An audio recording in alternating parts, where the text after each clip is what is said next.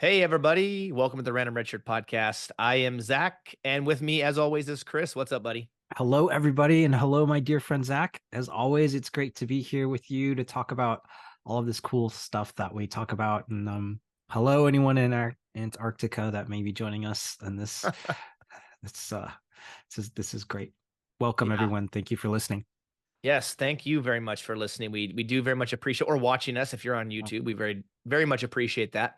And if this is your first time, welcome. We're just a couple of nerdy guys that like to talk about everything, Star Trek, Star Wars, and everything in between. And today we're talking about something in between, right? We're going to talk about the Terminator franchise and a We're little gonna bit talk of about artificial intelligence too. That's right, the Terminator franchise.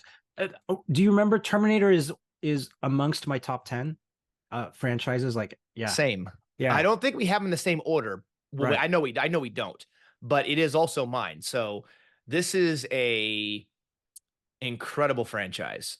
One that has spurned a lot of movies, TV shows, comic books, graphic novels, role-playing games, books. I mean, even it wasn't a ride, right? But we were talking about this before, right? With the Terminator Yeah. 3D, it was more of like in it was it wasn't really a ride, but it was like something you sat in the audience and you had like 3D glasses, but then there was live action people in front of you and some kind of immersive experience of some kind. Yeah, really, really exciting. Universal Studios, right?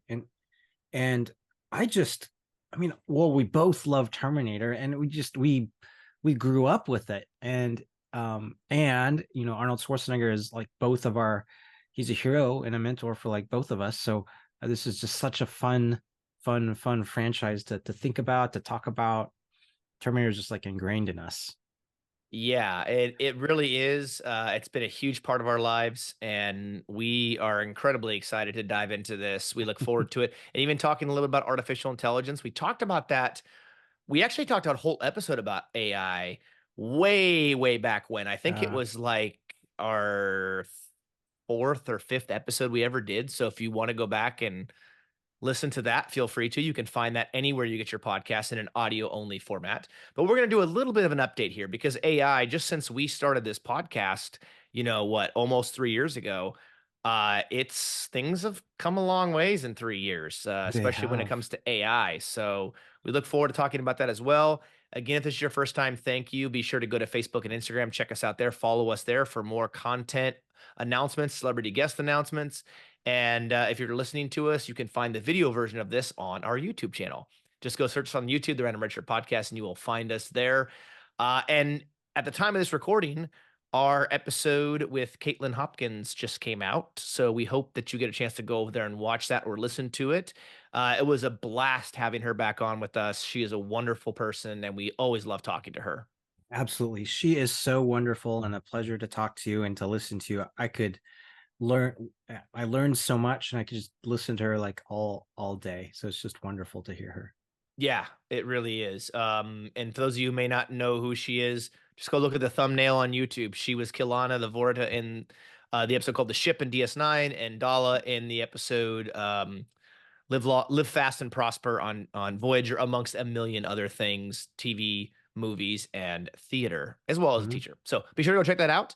But now let's dive into this, Chris. Let's talk about the Terminator franchise because this is a massive franchise. And uh, I remember seeing some interviews, and there was a. Did you watch the Arnold Schwarzenegger?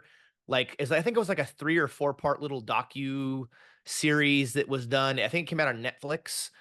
Mm. It was called I think it was just called Arnold, and it was about basically his whole life, his career, and of course there was a section for the being in politics, there's a section for being a bodybuilder, there's a section for acting, and I remember him saying something in Terminator because the first Terminator came out in, was it 84? 84.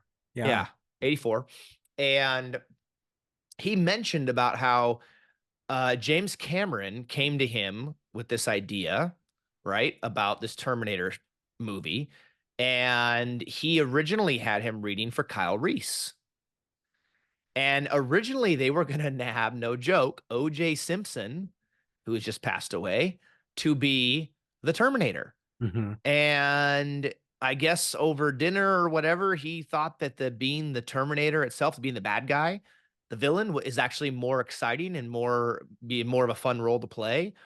And I guess was it maybe he was his agent or something like that that mentioned that he shouldn't be playing these good guys and trying to build up his his acting career and then go play this villain in what seemed like a low budget B movie that wasn't going to be any good and you're going to hurt your career and everything else. And he decided to do it anyways. I think that's kind of how it went. I'm not sure if you saw that documentary on him, but it's really worth a watch. It's really fantastic. I didn't see that, but Had you um, heard those stories before I about had heard how the he kind of yeah got involved with Terminator? yeah I heard those stories, and I heard the stories of him meeting James Cameron and him kind of relaying like how intense or committed James Cameron was, and I think it was James Cameron's kind of intensity and commitment that made him want to do that movie. So I think that's up that's just a neat story, and I think yeah I Michael Bean as Kyle Reese, like I can't, so because if you had Arnold Schwarzenegger and OJ Simpson like play off, because they're both like they're very they're big Yeah, guys, right? So but having Michael Bean as Kyle Reese, then you've got like a contrast, right? Because you're like it's basically like a chase movie, and so there's no way like Michael Bean can or Kyle Reese can like out strengthen, like he's not stronger than the right. Terminator, right? Yeah, So and you see that because it's just such a difference in uh like in height and in body, of course. So you've got it's I think it was totally the right way. Obviously, we love we everyone loves the first Terminator movie. yeah. It was a good call because I Yeah, think and I think you make a really good point. I don't think it would have been believable if Arnold was running from OJ Simpson yeah, because Arnold was a big. I mean, obviously he was a yeah, big dude back then. He was huge, right? He was Mr. Universe, Mr. Olympia, the greatest bodybuilder ever, massive guy. And then you get OJ Simpson, who at the time in his own right was pretty well built. He was a football player, right? Pretty well built guy, but not to the level Arnold was. So I don't think you would have been believable because Arnold was, I believe, taller as well than OJ yeah, Simpson. OJ Simpson was a running back. So that would have been a significant piece to say, oh yeah, I don't really believe that this guy who's, nicknamed the Australian Oak is running from this dude. It yeah, wouldn't have been believable. And you made another good point too that I also believe was brought up in the documentary about how James Cameron had a very serious take. Like this wasn't going to be just some hokey, campy, like 80s sci-fi movie. This was a serious, like real serious sci-fi movie. And it came across that way. Even now, I think the movie still holds up yeah, really well. I mean, I think Stan Winston was involved in the creation of some of the animatronic stuff and some of the special effects. There's a scene where remember if he's in that like scuzzy hotel room or apartment or whatever it is, and he's like got the eye that's all, yeah, he's cutting the eyeball out and stuff. I think that was Stan Winston stuff that was going on there. I yeah. want to say he was involved from the very first Terminator. He did Terminator 2 as well. So it was a serious thing. They were really taking a serious approach to it. And I think that that's probably one of the reasons why Arnold got involved. Yeah, I agree. I remember that scene like in front of the mirror in the eye, and it was kind of like gross you out, right? You could just you see that part of the eye like drop into the sink. Yeah. Or even I the can't. part where he cuts into his arm. Yeah, Right? And to reveal like I think it's around his wrist and he reveals like the gears and the mechanisms that are to move his fingers and stuff. And yeah, it was pretty cutting edge back then. And like I said, even today, I think it still holds up pretty well. I mean, of course, still it looks 1980s, but it's still, I think they did a great job with it. oh, they did a great job And with it it. Yeah, set the foundation for this whole franchise. yeah, and it's such a like a it's such an action movie and like a pure like chase movie, right? So Terminator comes back in time, and then pretty much when he gets back in time, it's the chase is on, and so um Sarah Connor is essentially like running, and thank goodness Kyle Reese is able to come and assist and save. But Michael Bean I thought played Kyle Reese awesome because Yeah. he's he was desperate, and then from the perspective of the police in that time period, like in the 80s, the police at that police station, they must have like, everyone thought he was crazy, right? But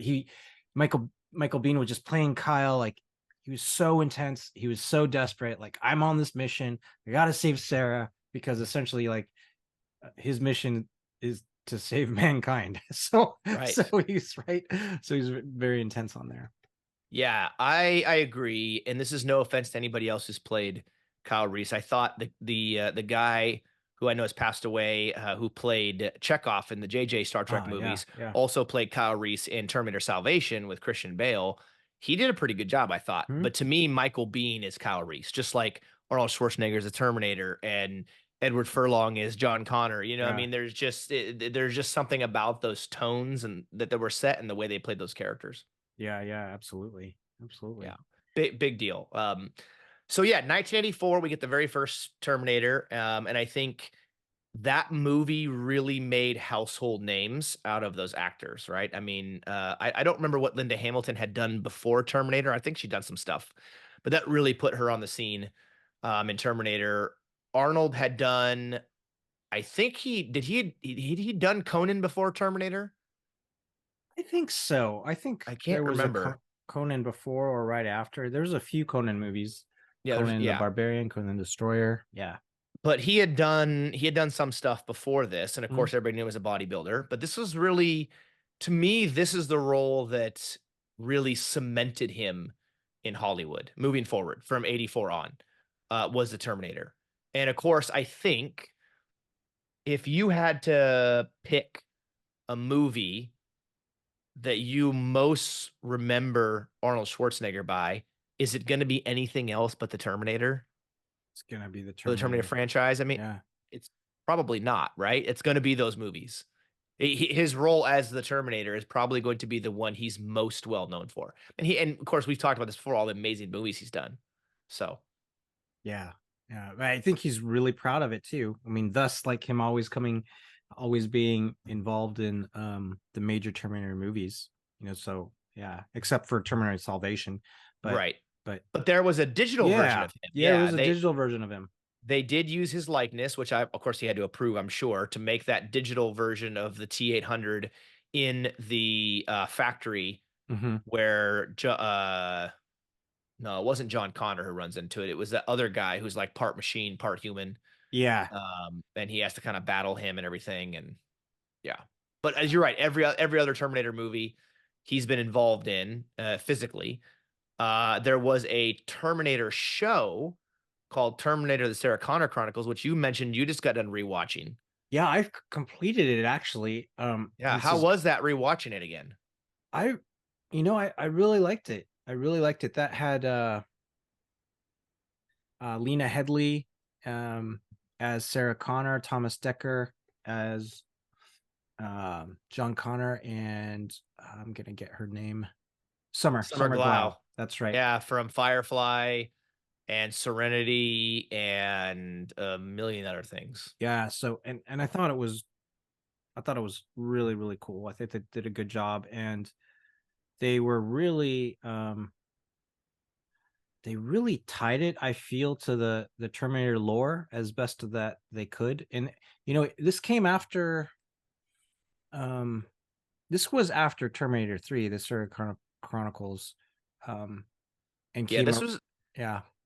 go ahead. Yeah, and around the same time as Terminator Salvation. So after Terminator 3, and so part of Sarah Connor's arc was like she thought, hey, I'm gonna be dying of cancer. So that they wrapped that into the show like very well. Yeah. Yeah. Yeah, because it was in kind of a lull period, right? You had Terminator 3 that came out in 2003, then you had Terminator Salvation that came out, and it was only on for 2 seasons, which stinks. Yeah. 2008, 2009, and then I think it ended the same year that you said Terminator Salvation came out. Yeah. Um, it was really, really good. And the worst part is they left it on a friggin' cliffhanger because Yeah. of the expectation, right? That are writing it so that hopefully they get picked up for another season. They continue it on. That's one of those shows. I think it was a Fox show too. That was a show that Fox really whiffed on. They should absolutely have continued it. It was so good. I thought because I believe Chris, and remind me if this is accurate or not. I think Lena Headey was the first actress to play Sarah Connor other than Linda Hamilton.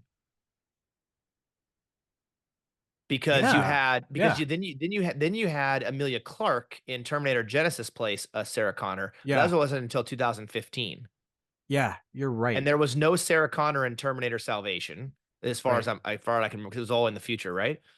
So she was the first one to play Sarah Connor, not named Linda Hamilton, and I thought she was fantastic. She did a terrific job for And sure. yeah, and I can't remember. Was it Thomas Decker who played John Connor? I think so. If Yeah. yeah, Yeah. if that was the actor, he did a pretty good job too. To me, Edward Furlong is still John Connor, but I thought that that that was well cast. The guy who played the Terminator, who was after them, was really good. Summer Glau was fantastic as a female Terminator.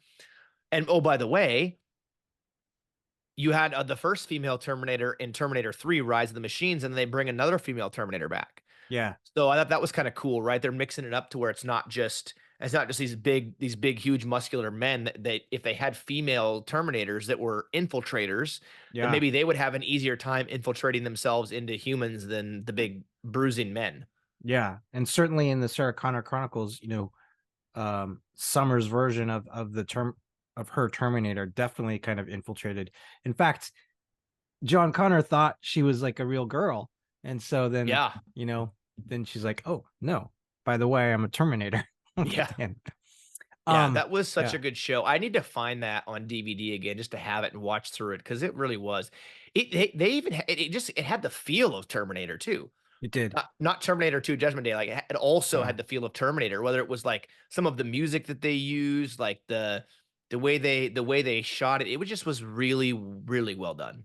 you make an excellent point on Lena Headey's portrayal of Sarah Connor and Thomas Decker's kind of portrayal of John Connor. So this is after they're picking off,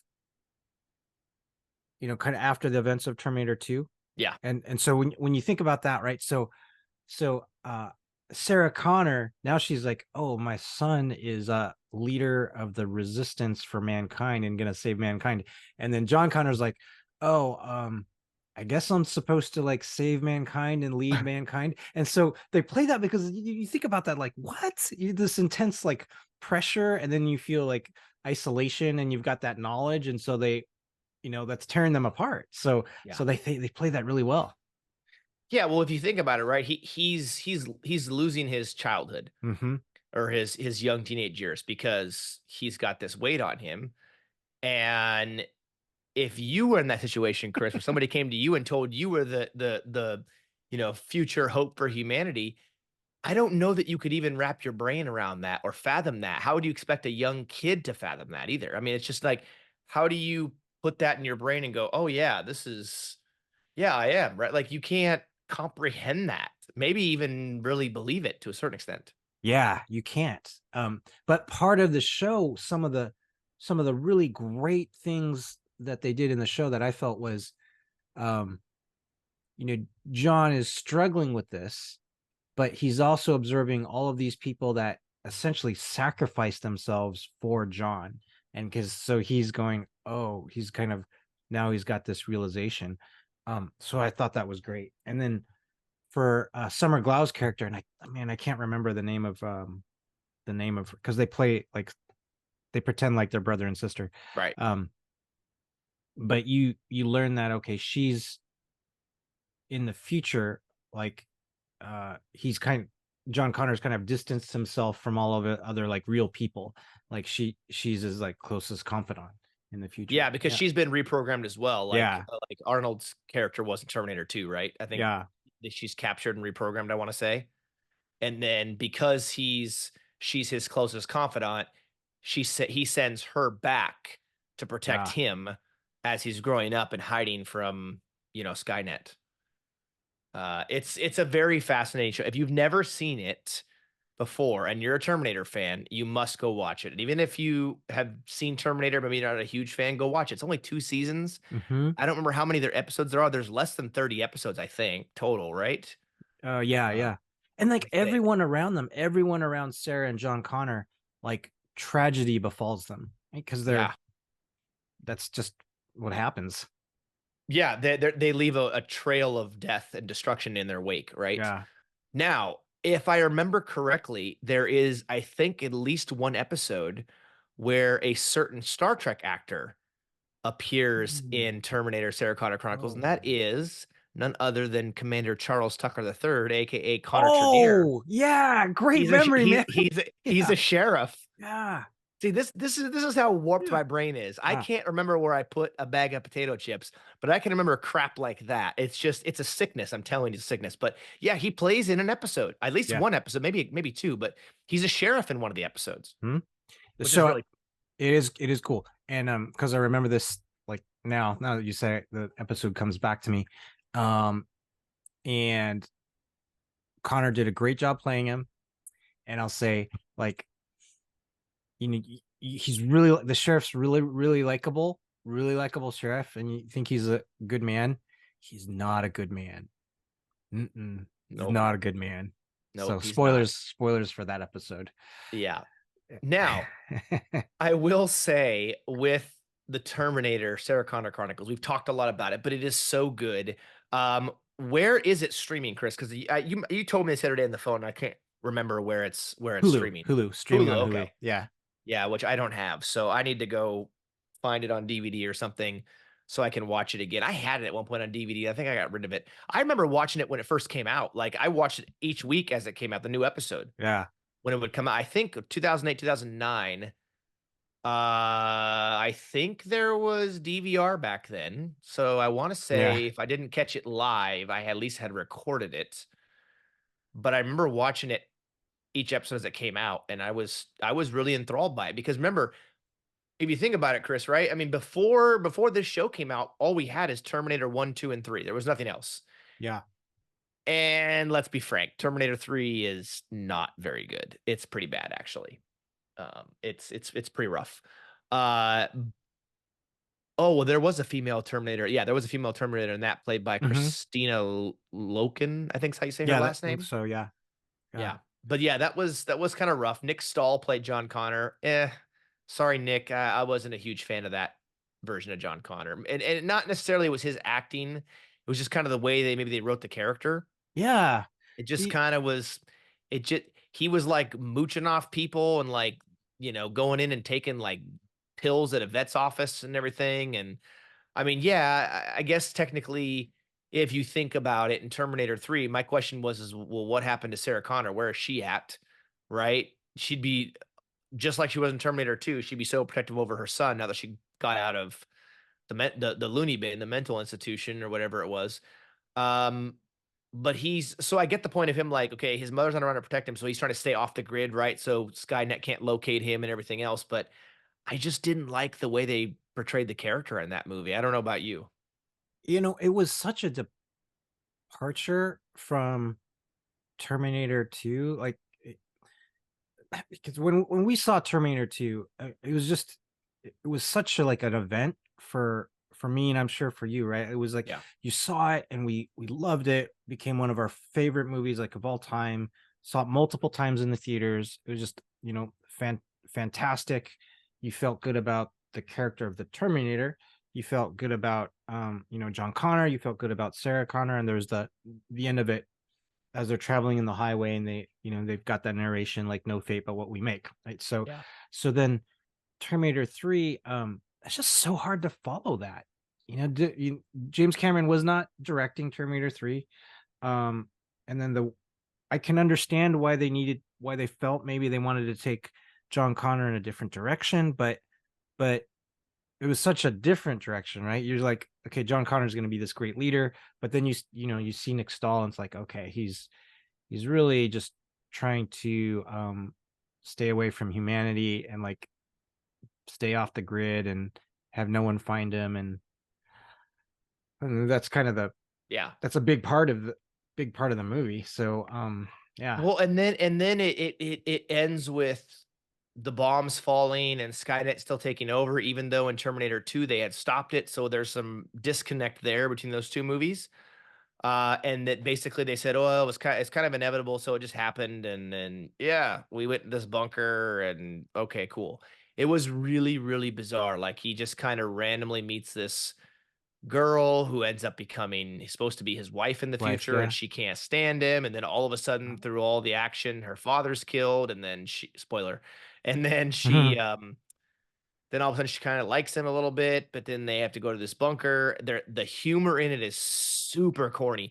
Like Terminator 3 to me is the least serious of the whole franchise. It's the most out in left field. It's the most Oh, yeah. random of all the movies. I just don't feel like it has any kind of flow, that it's a complete disconnect from the series.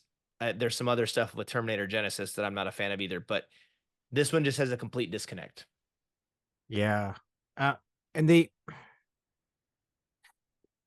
it is disconnected. And when we go to Terminator 4, like Salvation, I think they're trying to remedy like Yeah. a lot of that, right? Because Terminator Salvation was very seriously played.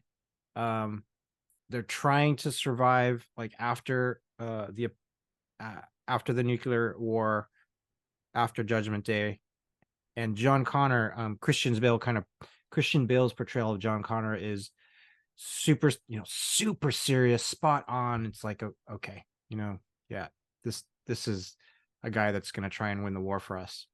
Um, so they went in a complete, I think they were trying to redeem from Terminator 3 a little bit. I mean, I hope so.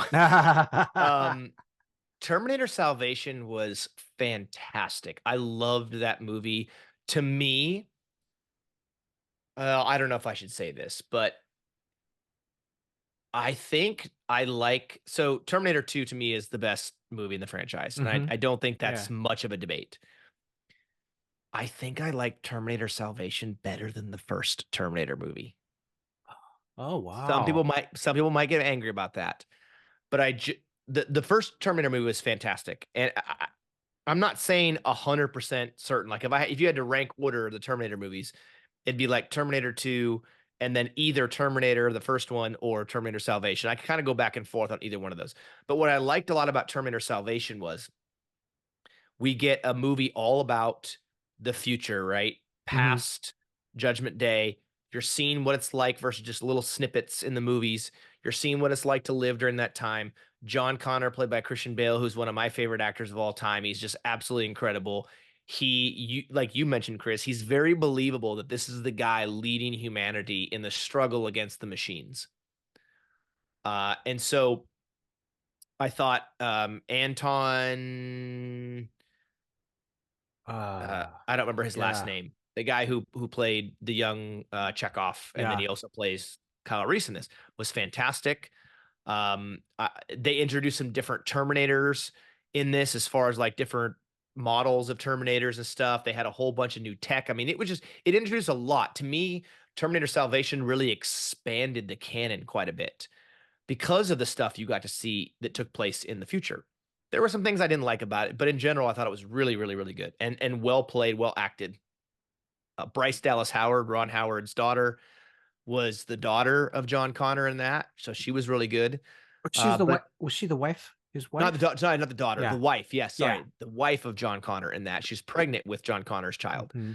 in that movie. But yeah, I just thought it was really good, and I thought it furthered the franchise. I think if they had tried to go from Terminator 3 Rise of the Machines to making something similar to Terminator 3, it might have killed the franchise. I think Salvation kind of, no pun intended here, kind of saved the franchise a little bit. At least to continue to move forward, you know what I mean? Some of the parts I liked in Terminal Salvation, if you remember these, like Christian Bale's John Connor, he would go back to these audio tapes from his mom, Sarah Connor, and he'd play them. Oh He'd play yeah. them in the background, and he'd be talking to his wife. He'd be like, I I need to listen to these. Am I gonna miss anything? Because she's Yeah. she's trying to tell me something. I need to know what to do. And I think that was Linda Hamilton's voice. Hmm. If I remember Yeah. correctly, they got her to voice those. Because remember, at this point, right? She's older, right? Uh, And so it would make sense, like, hey, she'd be happy to be a part of it, but she didn't have to appear on screen, so she didn't have to act like she's younger than she really is or whatever. But yeah, that's right. I forgot about that. They did a really good job with that movie. It was I think it was a darker version of Terminator. It was a much, and by darker I don't mean like the lighting, darker like in its grittier, much grittier to me than maybe any of the other Terminators. Yeah, for sure grittier because they're in the pretty much the wasteland. Yeah. And and the humans are pretty much being used in slave camps, being Yep. captured by the Terminators and brought to slave camps. So Yep. darker picture, right? And that was yeah, that was very, very interesting. Well played. Yeah, I thought it was a great insert into the franchise to have that movie and make it the way they did it. It was I don't think James Cameron was involved in that one. I don't remember who was involved with the directing of it, but it was really good. Hmm. Really, really good. Even Sam Worthington was a younger Sam Worthington was in it, and he was pretty good too in his role. Um, Now Terminator Genesis 2015. Yeah. There are a couple things I like about it, but in general, I hate the movie. Not as much as Terminator 3, but here's why I hate the movie so much. I thought Emilia Clarke did a pretty good job as a young Sarah Connor because this is an alternate universe to the normal timeline of Hmm. Terminator, right? Um, I cannot stand that they made John Connor to be half machine and like working with Skynet to become superior, or not with Skynet because Skynet didn't exist anymore, but like to become like superior and to be able to beat the machines supposedly, but he was just befriending the machines, and it was just like what? What? That's like making a Superman movie, but he's not affected by kryptonite, and everybody knows he's Clark Kent. And actually, in reality, he's there to set up shop and rule Earth. Hmm. It's just not for the canon of Terminator. It's just not believable. There were some cool things about Terminator Genesis. I did go back and rewatch it actually. I Ah, did. okay. I rewatched it 6 8 months ago. I was scrolling through Netflix one evening and I didn't really have anything to watch, and I was like, I haven't watched this in forever. Let me. And I had a kind of a bad taste in my mouth from when I went and saw it in the theater. I'm like, you know what? Let me watch this again. Let me give it another chance. Let me see. And I watched it from beginning to end. And I was like, okay, well, it's I don't hate it as much as I thought I did, but I still hate it. Because making John Connor like into basically a villain Hmm. to Hmm. me was a huge, huge foul. Huge, huge misstep. The idea that they had that, okay, Skynet's no longer a thing, but something else happens to still come up in its place because it's inevitable as humanity, we're doomed to destroy ourselves. That kind of mentality, this right apocalyptic type mentality, very different from Star Trek, which we talk about all the time, right? Of this hope for the future of humanity. I thought was a what was good actually. I like that. That okay. Well, Skynet didn't happen, but if Skynet wasn't going to get made, somebody else was going to develop something that was going to get made into that. In this case, it was Genesis, right? Genesis. Yeah. Which we'll talk about in a few minutes. But to me, Terminator Genesis is actually the most realistic thing that could happen based on where we're at with AI. Yeah. But I'm curious, Chris, on your thoughts of Terminator Genesis. Yeah, my thoughts on Terminator Genesis are much more favorable than yours. So I considered Terminator Genesis like completely separate, kind of its own completely thing, disconnected from the actual Terminator movies, existing in its own universe. So because of that, uh, I I received it, much more, and it had the 11th Doctor in it. It did have Matt Smith in it, so Yeah, that was so nice. so But that he wasn't in it that very was cool. long. But No, he he was was in it. not in it very long. But it was still cool. I thought it was nice to see the relationship explored between Sarah Connor and Pops, the Terminator, Yeah. and how they had kind of developed. Uh, I guess he felt a little bit parental towards Sarah Connor, and to see him uh, develop more of his emotion, if you could call it that, or evolved programming for a Terminator.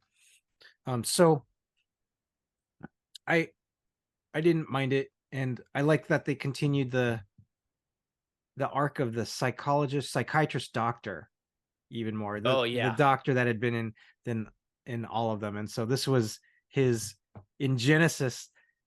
They kind of acknowledged, hey, you're right. You're gonna be part of helping save the world. He's like, okay. So I thought that was great. So um, and in the end, I believe Terminator he lives. I believe he comes back and he's alive at the end, if I'm not mistaken. Of Pops this Genesis? of Genesis.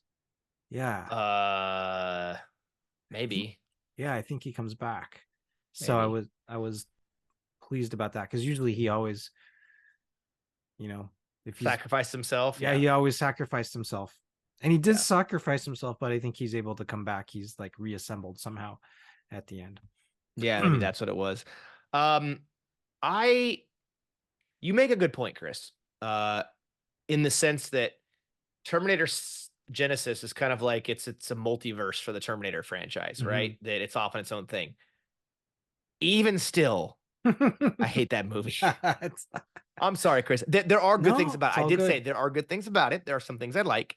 I just cannot stand that they made John Connor into a villain. It's like that just doesn't jive. I get okay, there's no Skynet anymore, right? So John Connor doesn't have to be the savior of humanity in that regard. But still, I just yeah, I have my issues with that. Now, Genesis may not be my favorite. Um, what did you think of Terminator Dark Fate? This has some mixed reviews on what people thought. I remember going to the theater and seeing it, and I thought it wasn't a bad movie. And this is the first Terminator movie that Linda Hamilton comes back in since Judgment Day. Mhm. She's reprising her role as Sarah Connor for the first time since 1991, right? So she Yeah. goes, 20 some years since reprising her role. Um, or well, almost 30 years since reprising her role. What was your take on Terminator Dark Fate?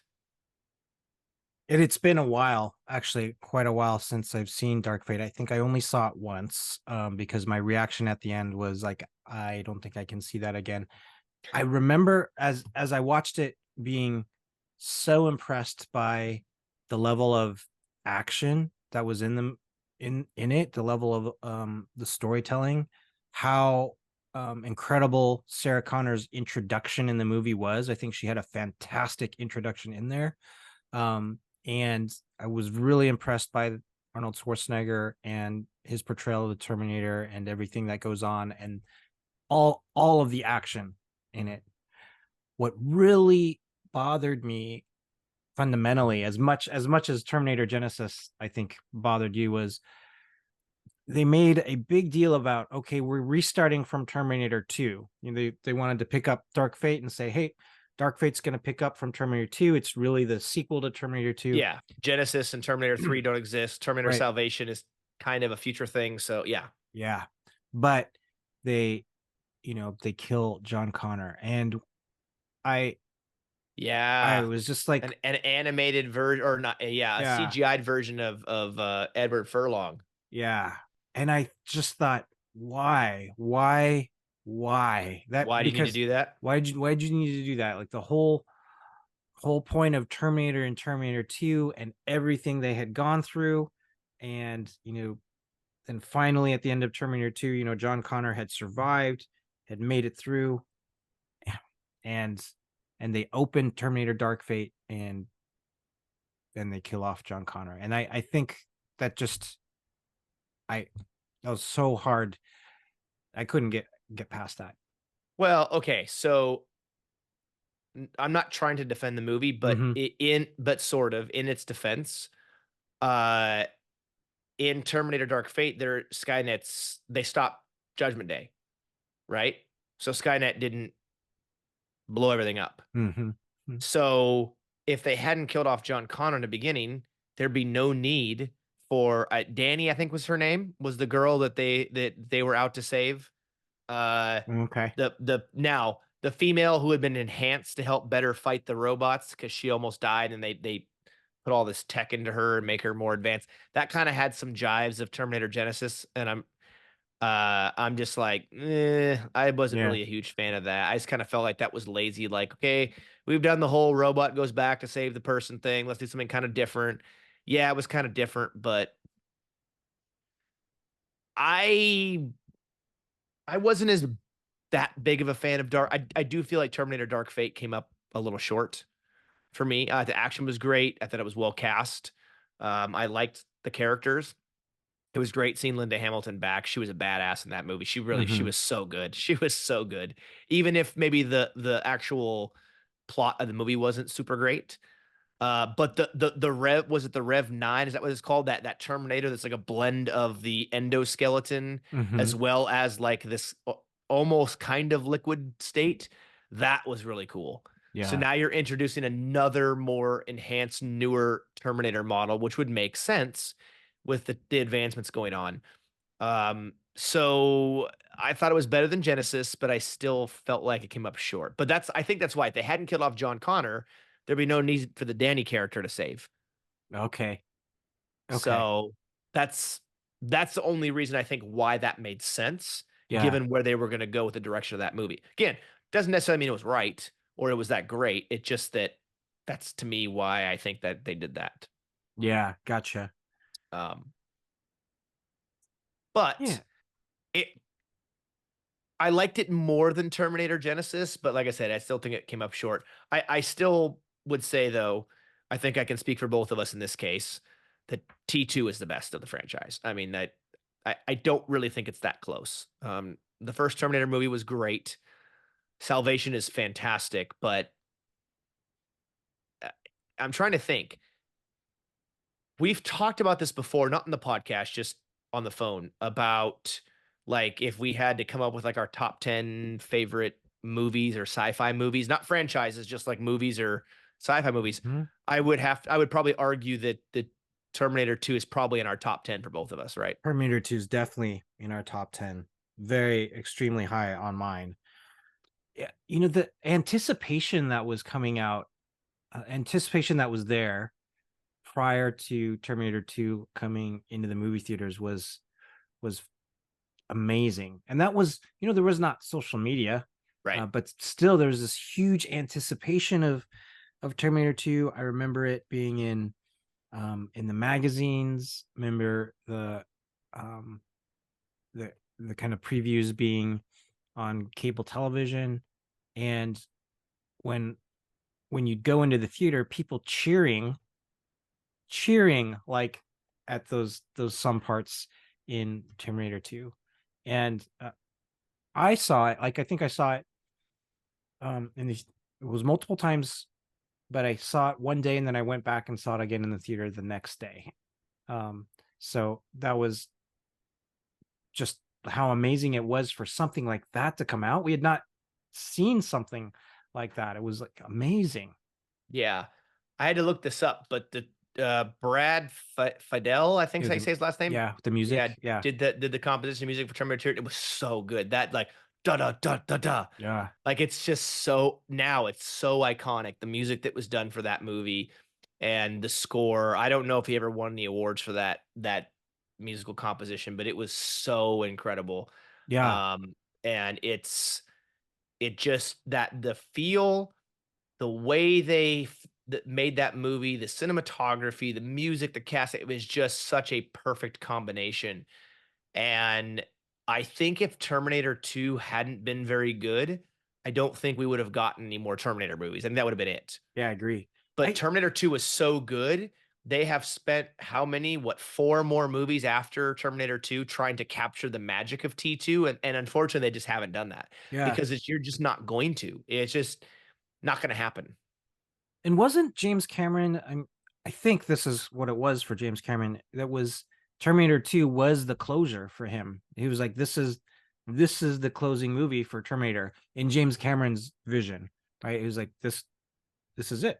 Which would make sense Yeah. because they saw it Judgment Day, right? Yeah. Skynet stopped. They destroy all the work of Miles Bennett Dyson and everything else, and then it stopped.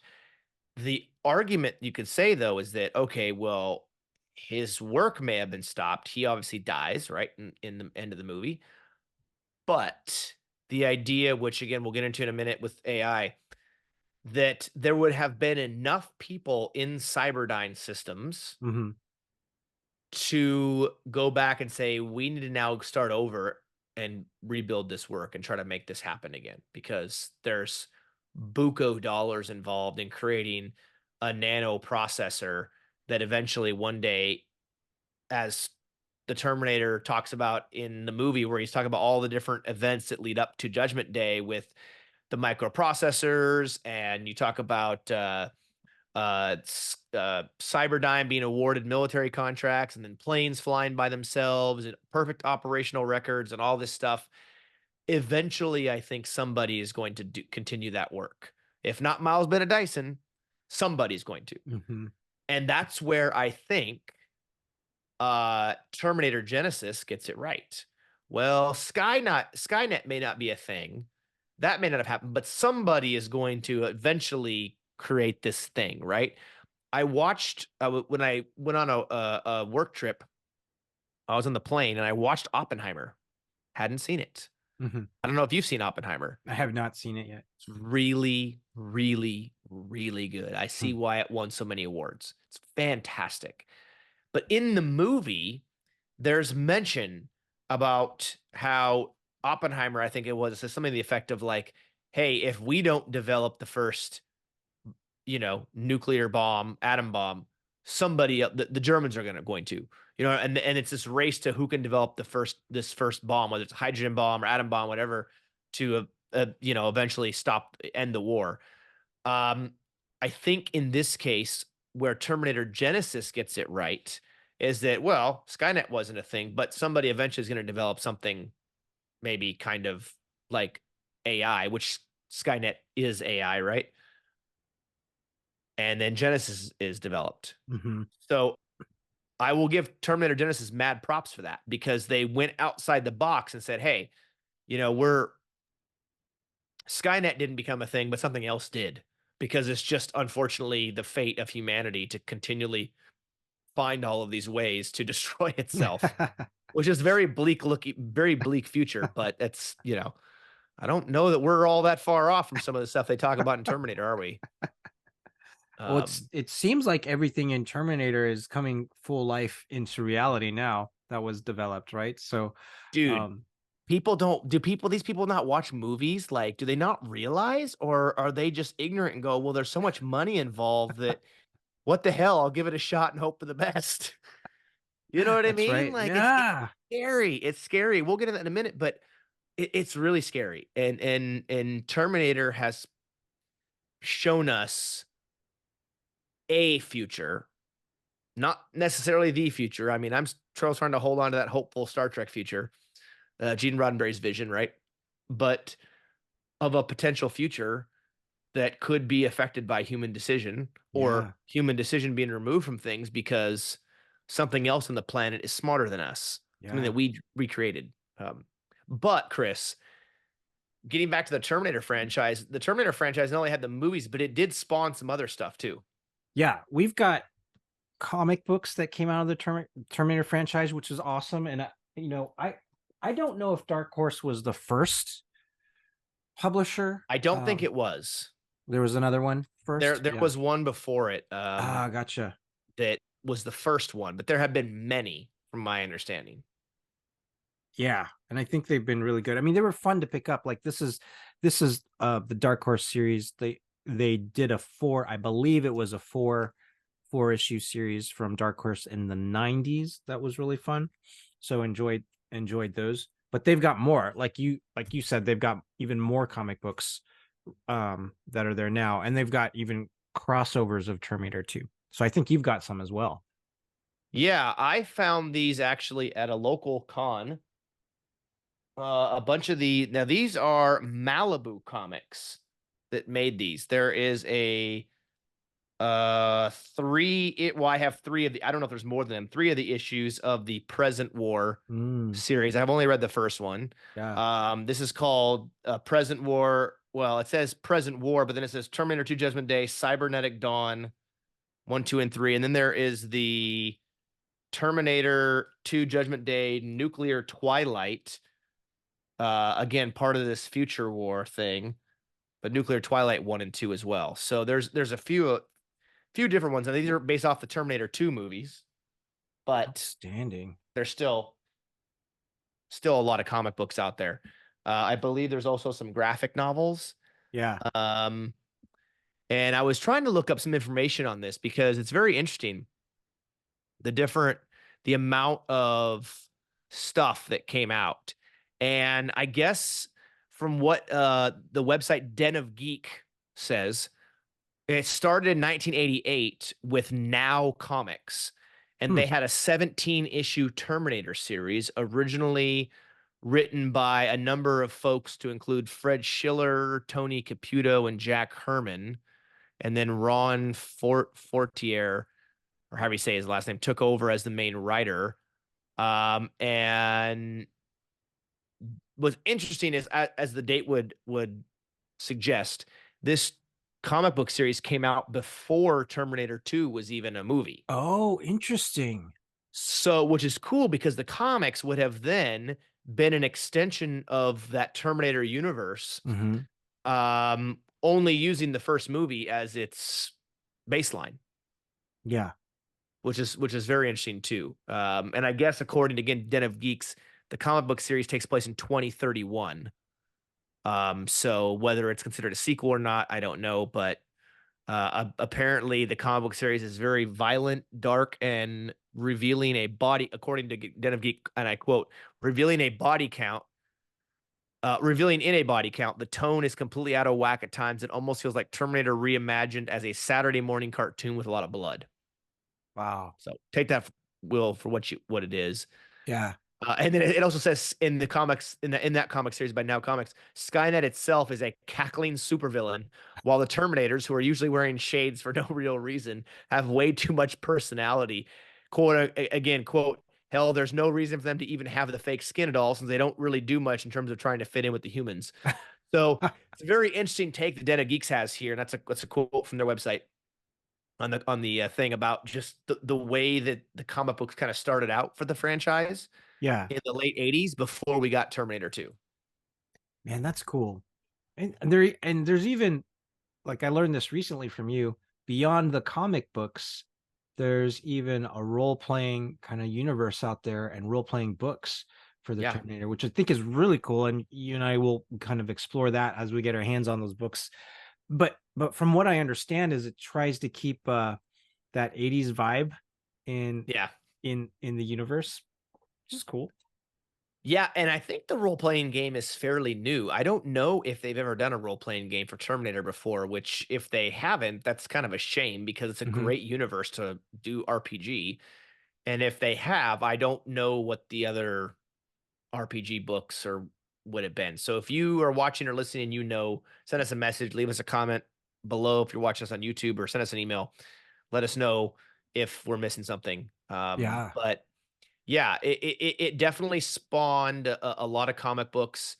In fact, my understanding is there are, again, from Den of Geek, said that since 1988, no less than 7 different publishers have taken on the franchise with all sorts of different visions. Some worked, some didn't, and most had to deal with obscuring a whole bunch of time travel nudity. And end quote. So yeah, very interesting. It's a franchise where if you do it right, people will really get into it. But if you don't do it right, it's gonna flop real hard.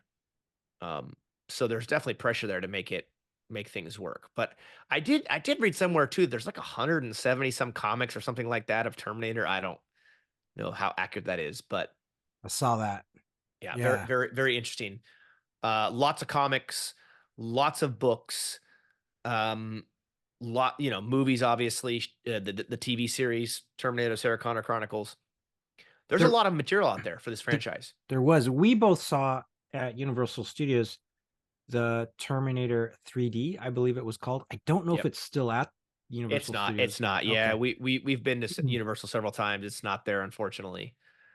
That would be an incredible thing to still have there. It would be a lot better than some of the other garbage that's there right now. Although like they have some cool stuff, like the Harry Potter land is really cool, and they have some cool things. But that would have been a cool one to have there for sure.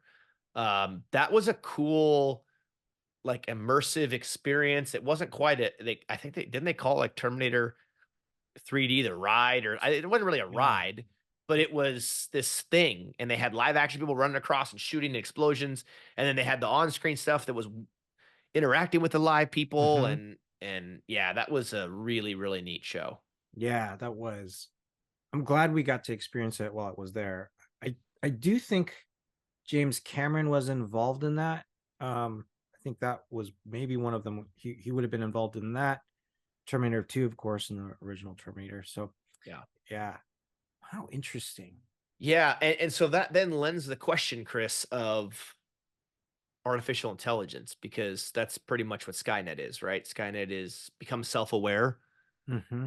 It realizes that it's smarter than humans or thinks it's smarter than humans, decides that humans are in the way, and obliterates a good chunk of the world's population through its actions of firing missiles on its, you know, on humans.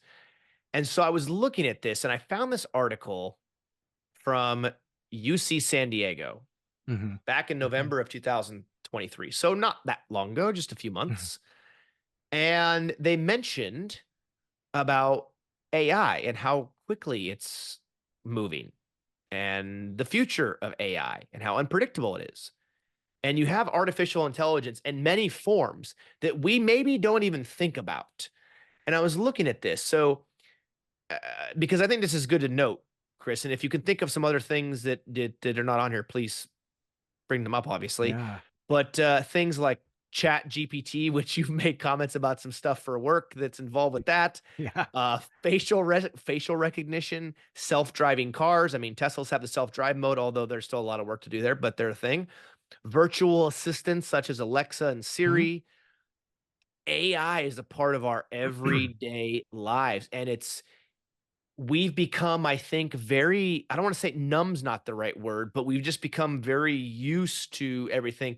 Even on Facebook now, they have like this meta AI thing that you Yeah. go up and search in the search bar, and now it says meta. How can meta AI help you? I'm like, I don't want AI helping me. Let me just search for something.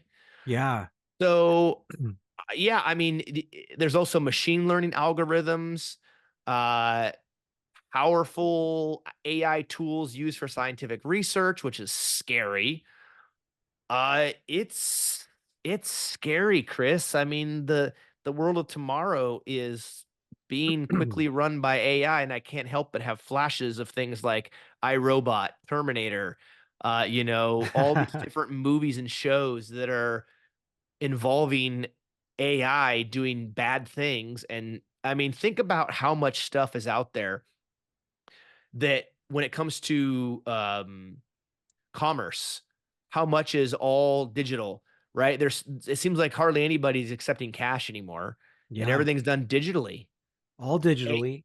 And if AI gets, I mean, I don't know, Chris. Give me your thoughts on it No, because I'm just kind of rambling right now, but I'm just thinking through all this and it's running through my head like a fast movie, and it's scary.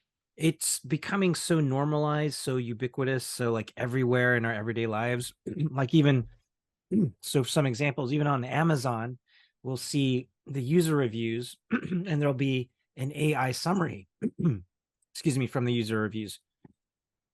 And then in our work in our professional lives, you've got these AI assistants that might come in Microsoft Teams, in Zoom, and then people will just have the AI come in into the meeting, and I'll see this, and I'm like, I don't, I'm not having, I don't, I'm not going to have the AI bot in my meeting. I'm just not going to have them in there because the AI bot will like summarize the meeting and then give it back to distribute it to everyone that was in the meeting. And I get it, it's very I'm sure there's a lot of help there that can be done for a lot of people, and I understand why they would like it. But the other thing, like you mentioned, like the Chat GPT, right? And I'm sure schools are having their own huge problems on trying to combat like how students use GPT. But even at work, like people are using Chat GPT, and then I think, well, okay, yeah, that's fine. It can be helpful, but it doesn't promote like people really truly understanding the information or synthesizing the information or applying knowledge to the situation, right? So Yeah. so then when you start just relying on Chat GPT, we're already using it, people, and it's just going to increase in how much we use it until it's all of a sudden you're just completely reliant on it. And then before we know it, how will that transform who we are, what we think, right? Because already there's algorithms on like Amazon, on the internet, that show us ads that we're interested in, right? Yeah. That's It obnoxious. yeah, yeah.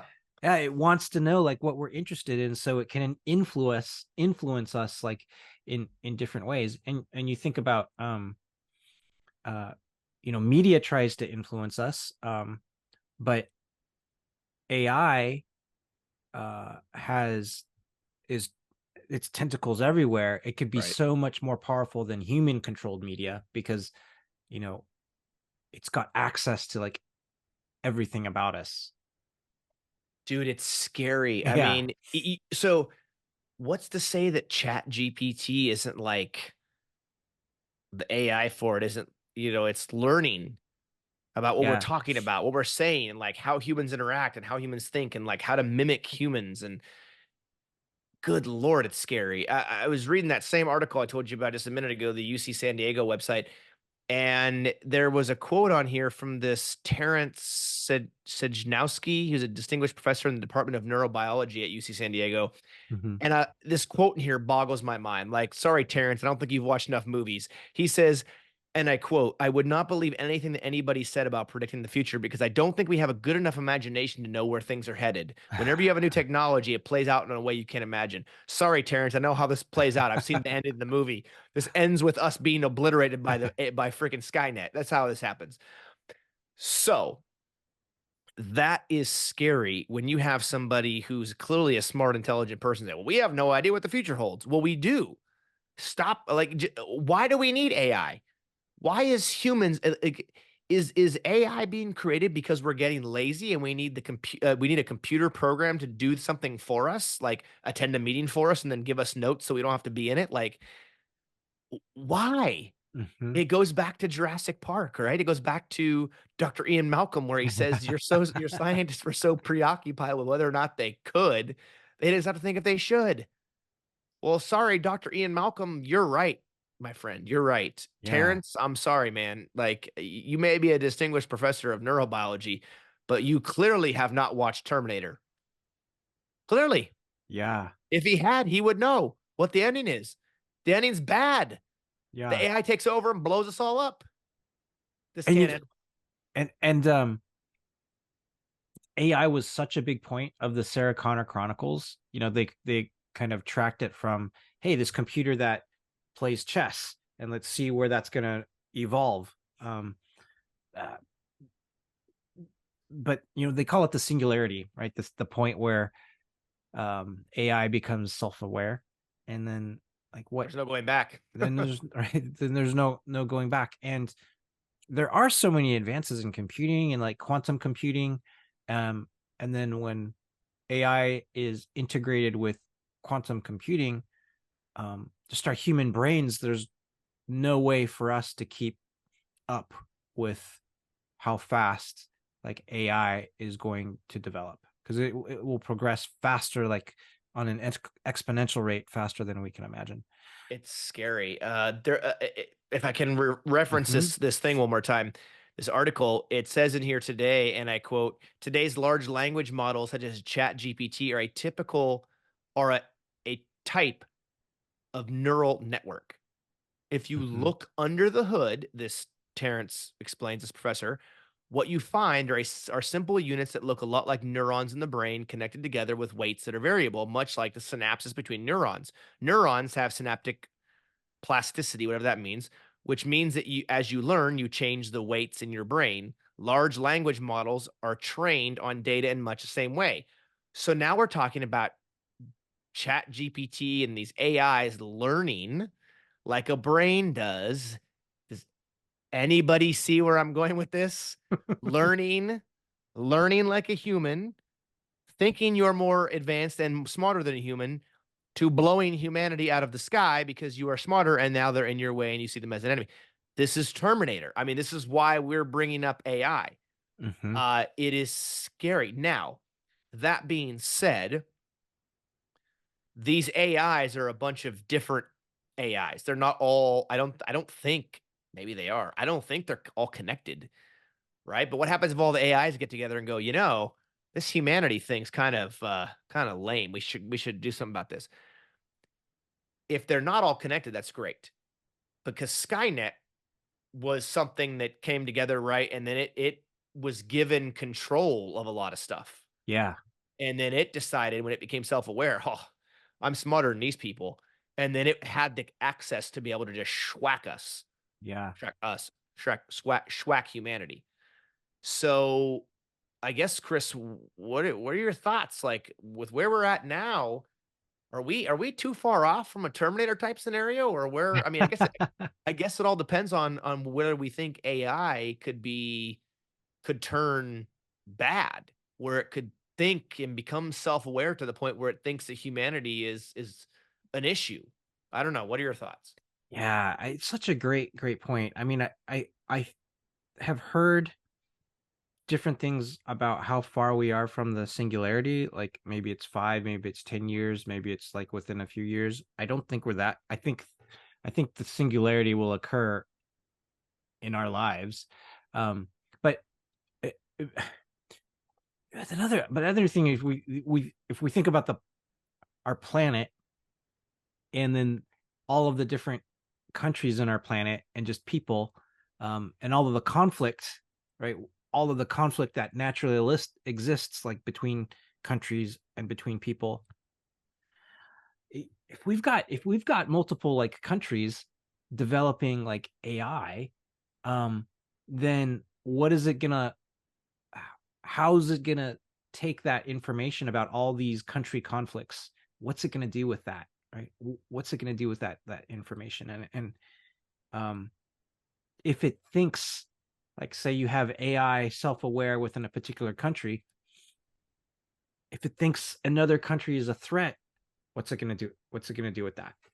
Yeah, Yeah, I don't know. it's like War Games, the old Hmm. the old movie with Matthew Oh Broderick, yeah, right? The great. War Yeah, Games. I mean, that's yeah. not quite AI, but you know what I mean, Hmm. right? Like, it's the idea of, but that's how Skynet started, right? Where when the Terminator and Terminator 2 is talking about the events of things, that it decides it's going to eliminate its enemies over in Russia, so Russia can't attack Skynet, Yeah, and then it eliminates, you know what I mean? It's just this idea where it becomes, you know, more and more aware, and starts making strategic decisions and removing humanity from those strategic decisions. And what are you giving it access to? It's a scary, scary thought. Um, it's really scary. But Terminator as a whole hmm, gave us a glimpse of what things could be like if hmm, something like that were to happen. yeah, yeah, And Terminator 2 in particular gave us a very deep look into how that happened, right? Because I think in Terminator 1, you talk about they talk about the Terminators and the killing machines, and it's more about the story of Sarah and Kyle Reese and John Connor and things like that. Terminator 2 is where you dive into the how it happened, like how yeah, they got there to that point, right? I mean, it's still about Sarah and John, but um, it also dives into the how Skynet becomes a thing and how it takes over and how they need to stop it, who's responsible for it, and so forth, and given that kind of backstory that makes you believe like, oh yeah, this must have been real bad. yeah. Um, so I don't know. I mean, I'm not saying that all AI is bad. I do think that there have been some there are some good uses for it, and that it can be a part of everyday life to a point. But I really believe If any of you out there are listening or watching to this podcast and you work on AI, please, for the love of God, put something in place where it can't become self-aware, okay? Just we're telling you about the Terminator franchise. We're telling you about Skynet. We're telling you about what could happen. We're pleading with you, don't allow that to happen. Put something in place, right, Chris? Yeah, yeah, don't please don't allow that to happen. Don't allow it And to if get smart. yeah, and if it happens, just make sure it's only good. Make sure it only does good things. Only good things. Yes, please. We don't all need an iRobot in our house, although those are a thing. They're vacuums, but Yeah, we don't need the robots with the glowing red chest in our house. We don't need those. I don't need the robot to do my dishes, although that would be kind of nice. But I don't need it to do my dishes. I don't need it to vacuum. I actually like to vacuum. It's kind of weird. I don't need to do those things. I'm a human. I have 2 arms and 2 legs. I can do them. So if you're gonna do AI stuff, just little things, just little things. We don't need it to fly our planes and do this and do I can't do it. I mean, I have a Tesla and I don't use I don't have the full self-drive, by the way. yeah, yeah, I could never afford that. But if I could afford it, I wouldn't buy it. I don't trust it because I don't wanna be driving, all of a sudden Skynet takes over and crashes me into a tree. I don't yeah, wanna do that. I want some sort of control, you know? yeah. Can't do it. And you bring a really good point about control because um for convenient, like people naturally for convenience, they want things like automated, and Yeah. after a while, AI is going to start. We'll think it's so convenient for us. We'll want it to do that, make all of our decisions, and before we know it, we don't have any control. Right. Yeah. That's another good point you make. We allow because it's a machine, it's a thing, to make our decisions. Hmm. We as humans have to make the decisions.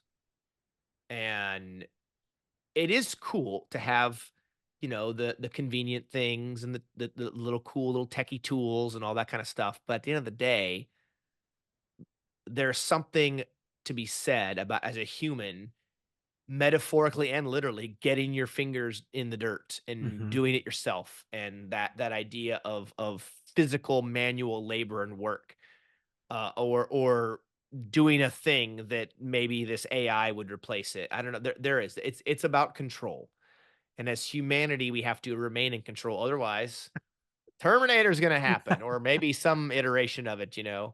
Could happen. Oh Um, my goodness. but but like I said, I will give props to Terminator Genesis. Terminator Genesis presented a very real possibility Yeah. of the future, because think about that. In that movie, right, the Genesis thing is this AI that's a cloud-based thing, I think, right? Which there's Hmm. cloud-based stuff right now, right? That then takes everything you have Yeah. and it's connected into everything you have. Everything you do, everything's all connected.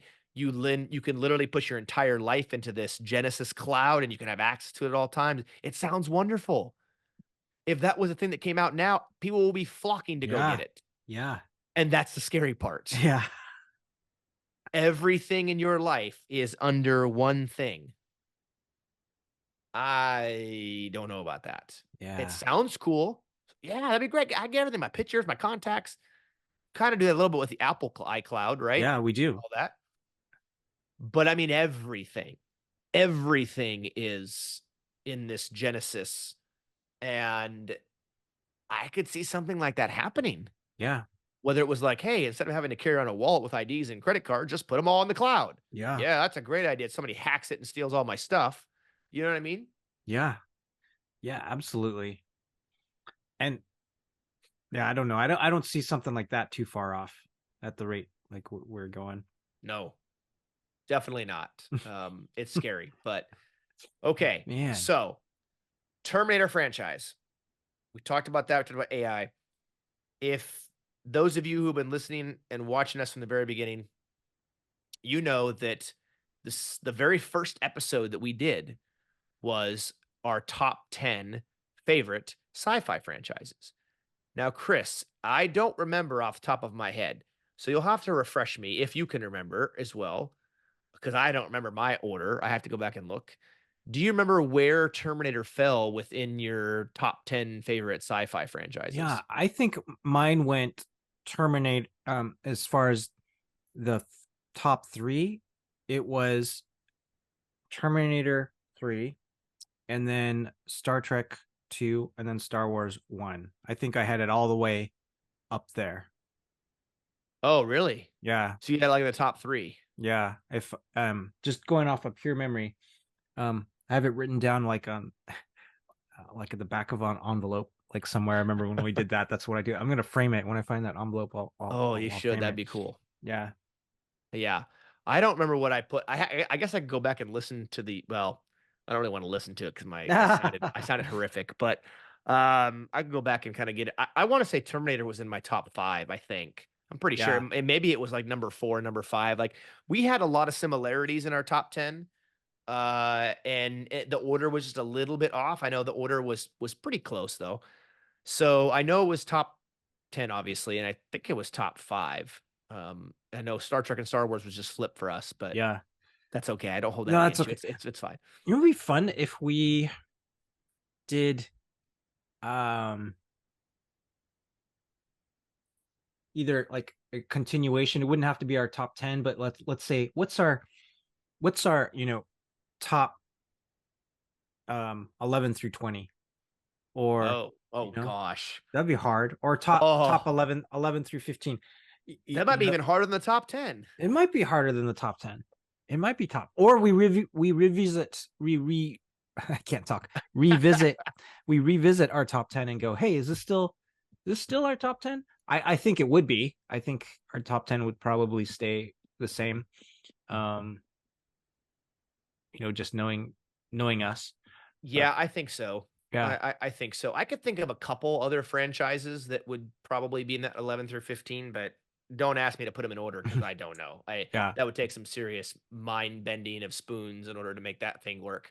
But yeah, that would be very interesting. But certainly Terminator is in our top 10, Yeah. and I think it's in a top 5 for both of us. So there's a lot to love about this franchise. We hope you are fans of the franchise like we are because it's been a big part of our lives. We're big fans, and Terminator has given us that glimpse of maybe not to quite the destruction, but certainly a possible reality of the future of what could happen if we're not careful, right? We don't make good decisions as human as human beings, as humanity, and realize that, hey, like technology can be there to help us and aid us, but not necessarily be the focal point. Yeah. What was Einstein? Your comment on humanity and not making stupid decisions. What was there was Einstein's quote, right? He was thinking about the size of the universe, and he wasn't sure if the universe was infinite, but the stupidity of humans is definitely infinite. I joke with my wife all the time when I say this, and I say it both jokingly and kind of serious, where I joke and I say the more people I meet, the more I like dogs. I'm sorry. I enjoy meeting people. I really do, and I enjoy working with people and getting to know people. But I love dogs. I do. Ah, Yeah.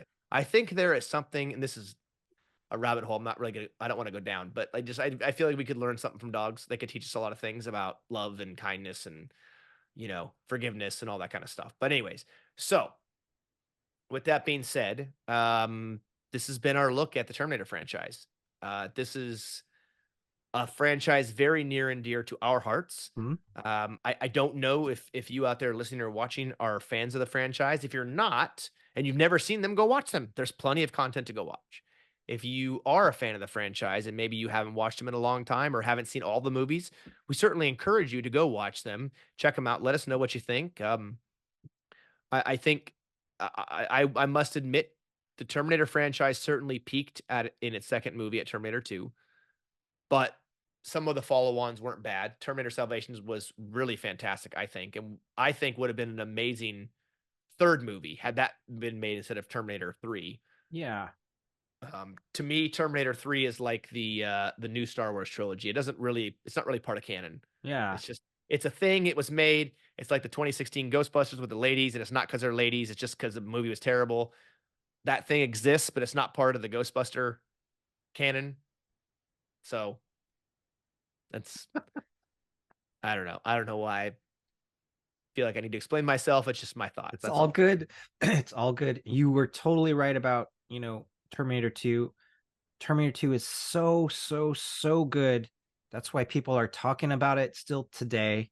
That's why Terminator still has the popularity that it does today. It's just that Terminator 2 was just so good. And Um, it's on TV all the yeah, time. yeah. I think it's probably played more than any of the Terminator movies, I think. I have no way of knowing that, but it's probably the most replayed movie of the franchise Hmm. on network television or whatever, or on Yeah, I'd agree with that. satellite cable, streaming, whatever the heck you watch nowadays, who knows? Um, but anyways, so we do very much appreciate all of you for watching and listening all over the globe and the interwebs. Absolutely. It's always a blast to come on here and talk, Chris. We have a lot of great stuff coming up. We've got a couple more guests lined up that you guys are absolutely going to love, and we hope you enjoy that. And there's some amazing stuff coming out that we're going to review and talk about. Unfortunately, we have to wait until next year to Hmm. review episode by episode of the next season of Strange New Worlds.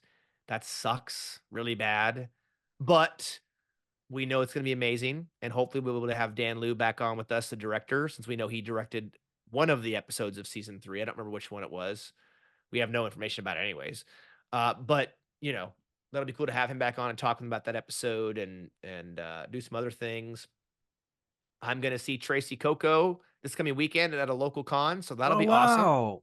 Yep, she's gonna be here, so that'll be fantastic. Look forward to seeing her and saying hi to her. And yeah, we got a lot more stuff coming out, Chris, in the near future, and it's gonna be a lot of fun. We sure do.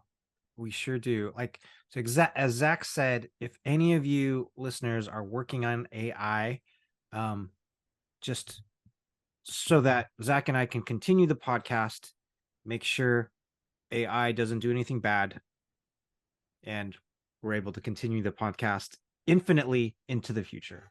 Yeah, that's a good point, Chris, because honestly, I don't know if we can do the podcast in the ruins of LA. That's probably just not gonna it's just not gonna work out too well for us. That's right. It's gonna be real hard when you have the HKs, the hunter killer planes flying overhead looking for us humans. Not gonna be a good thing. When we'd have to do audio only somehow over the radio. Oh yeah, that's Yeah. true. How would we record that? I don't know how we I'll have anyways, it won't work. Let's put it that way. So hope it doesn't happen. Good point, Chris. Good point to make. to. But anyways, thank you again so much, everybody, everywhere. Be sure to go on Facebook and Instagram. Check us out there. Follow us there. Be sure to hit the subscribe button on YouTube if you're watching. Watching. Wow.